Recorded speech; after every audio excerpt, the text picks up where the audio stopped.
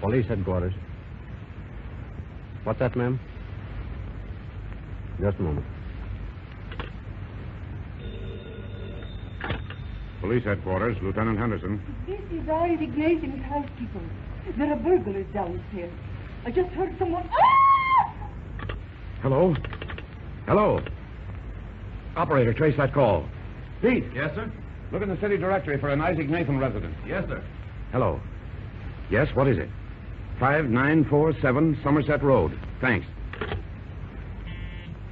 Radio.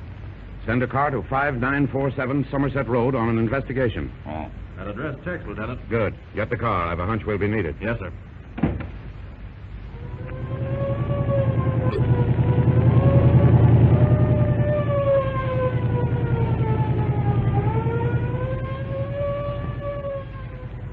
Calling Detective Car 47, Car 47. That's us, sir. Burglary follow-up.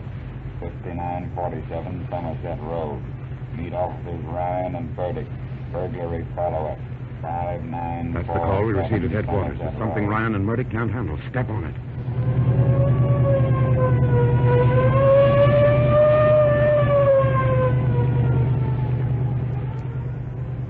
Here we are, Lieutenant. Yeah, there's the radio patrol car up ahead.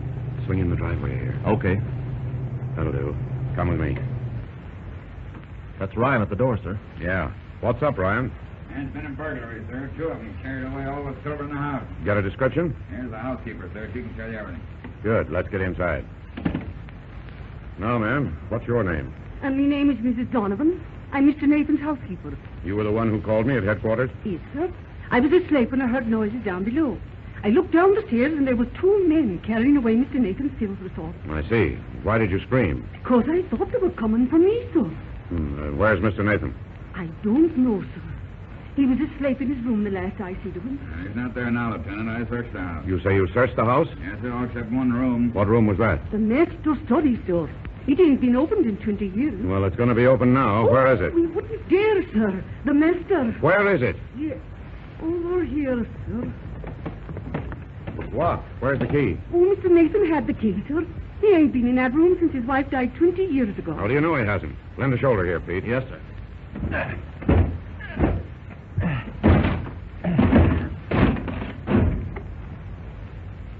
She's right, Lieutenant. Nobody's been in this room for a long time. We'll see. Switch on the lights. There's no lights in here, sir. How do you know? Well, I've been with Mr. Nathan 20 years myself, sir. He wouldn't allow the electric man to put the lights in this room. Well, there are a row of candles over there on that bookcase, Ryan. Light them up. Right. There's been somebody in this room recently, Lieutenant. There are footprints in the dust here. A man's footprints. They lead to that couch over there. But they don't come back, sir. They're one-way prints. There's something screwy here.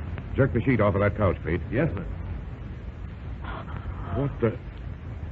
It's him, sir. It's the master. It's him, all right. Don't try to wake him up, Pete. He's dead.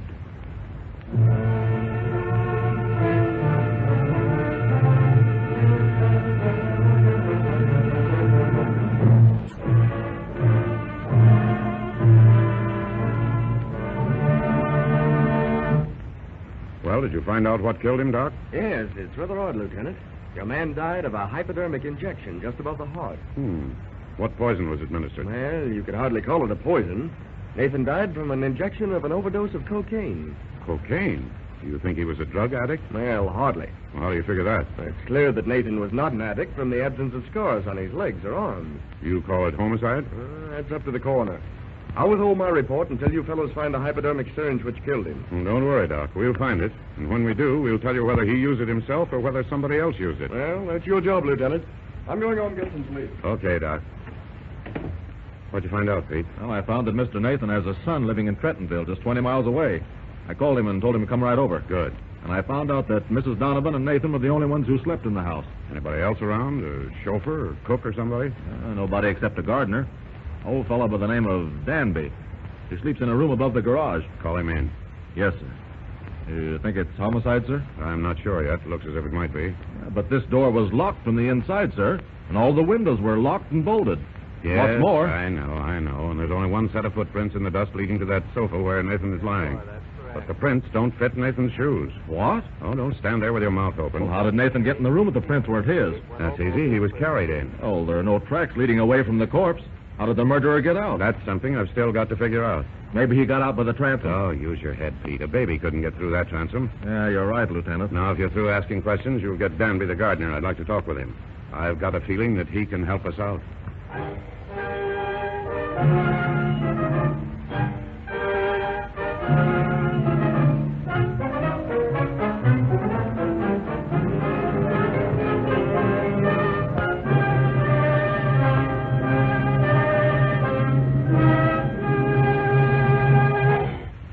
Your name is Danby? Yes. Did you hear the burglars who broke in here last night? No, I didn't. Well, then how does it happen that you're fully dressed at 2 o'clock in the morning when my men get here? Well, I was in bed when I hear Mrs. Donovan scream, so I pulled on my pants and shirt and come running over. How long did it take you to dress? Oh, it took me, I'd say, about 3 minutes. And you saw nothing of the burglars? No, sir. Was the front door open or locked? It was open. I walked right in. I see. Mr. Danby, do you know of anyone who'd benefit from Mr. Nathan's death? Well, guess we all would. Mrs. Donovan and me have been with the old man for nigh on to 25 years. They both got something under his will, and Mr. Howard, his son, come in for a right smart piece of money himself. I see. And did you like Mr. Nathan? Well, can't say as how I liked him or didn't like him. It was a job to me, and that's all. Sometimes he was right nice to me, and sometimes he was right mean. I guess everybody's like that, so you can't tell. Well, were Mrs. Donovan and Mr. Nathan the only persons living in this house? Yes. Why did you hesitate before you answer, Mr. Danby? Well, Let me remind you, Danby. There was a murder committed here this evening. Murder is a serious matter. You know anything of value to us, it's your duty to make it known. Now, who else lived in this house besides Mrs. Donovan and Mr. Nathan? I'd rather you'd ask Mrs. Donovan that question. Do you think she'd answer? No. Then it's up to you to tell us. Well, you're right. There is someone else living here, only nobody except Mrs. Donovan, Mr. Nathan, and myself knows it. Who? Another man, sir. Mrs. Donovan's son. Well, why didn't Mrs. Donovan tell us that? Because the son ain't exactly right, sir. What do you mean? Well, Danny, that's the son's name, has been kept locked up in Mrs. Donovan's room for 5 years, sir. Only let out now and then. You mean he's... Insane, sir. It's a pity, too. He studied to be a doctor. Went away to school for years, and he had an accident, explosion or something. You think he killed Nathan? I don't know, sir, but I do know Mr. Nathan was scared of him. And the boy Danny throws terrible fits, threatens to kill folks. Mr. Nathan told me once he was scared Danny would kill him. I see. All right, you can go, Danby, but don't leave the place. I won't, sir. How'd you get the idea of asking all the questions about the son? Oh, I don't know. Just a hunch, I guess. Howard Nathan got here yet? Not yet. Ask Mrs. Donovan to come back in here for a minute. All right. Did I hear my name, Jimmy? Yes, you did. Come in, Mrs. Donovan. I was passing in the hall, sir, and I thought I heard you call my name. You weren't by any chance listening at the door. Oh, no, sir. But what did old Danby tell you, sir? I don't trust him. Him and Mr. Howard's been getting pretty thick lately. Do you trust Howard? Not anymore, sir, since he's been running with that city crowd. He used to come here every day asking his father for money. He got right mad the other day when Mr. Nathan refused to give him any more. Oh, he did he? Oh, I wanted to ask you about your son. My son? It's all right, Mrs. Donovan. Danby told me all about it. I'm awfully sorry for you. Where is your son now? He's gone. He's not in the house? No. When Mr. Howard Nathan came the other day, I had him take him away. to a hospital. Oh, I know what you're thinking, and I'm glad now that Howard took Danny away. Are you sure that Mr. Howard Nathan didn't bring him back last night? No, he took him the day before yesterday. Howard Nathan hasn't been back since. I see. How about the master, sir? Did he... He was murdered, Mrs. Donovan. Murdered? By someone who used a hypodermic syringe. It's true, Mrs. Donovan. He was murdered, and I think I know who did it. We're coming back in the morning and search this house from top to bottom for the hypodermic needle that was used to kill him.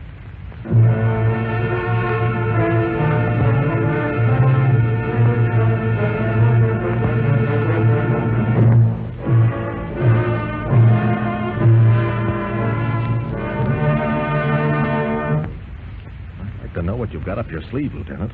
You've been out here in the bushes behind the house for 3 hours and nothing's happened. Quiet. You give us away. How long ago did Howard arrive? About an hour ago. And is Danby in the house, too? Yeah. You know, I've got a feeling that... Look, Lieutenant. Somebody's coming out the back door. Duck down low. We don't want to be seen. Whoever it is going out to that tree over there. Say, they got a shovel. Just what we want. Come on. All right, get him, quick. I got him, sir. But it's not a him, it's a her. No, you don't. Let me go. Get her Take your hands hands off me. Take your hands off me. Uh-huh. A hypodermic needle, just as I expected. She killed Nathan. She knew we were coming back in the morning and we'd find both the needle and the body. The body? Yes, the body of her son. Nathan was afraid for his life. He was afraid the boy would... And he killed the boy. Mrs. Donovan killed Nathan because she knew Nathan killed her son. Then there's been 2 murders here. Yes, and one of them's already been avenged. Hasn't it, Mrs. Donovan? Yes, I killed him. He killed the only one I loved in all the world. My boy is dead. He's never coming back to me. Never. Where's your son's body, Mrs. Donovan? It's laying on an old sofa up in the 4th floor attic. He's resting, ain't he? I'm sorry, Mrs. Donovan, but I'll have to arrest you for the murder of Isaac Nathan.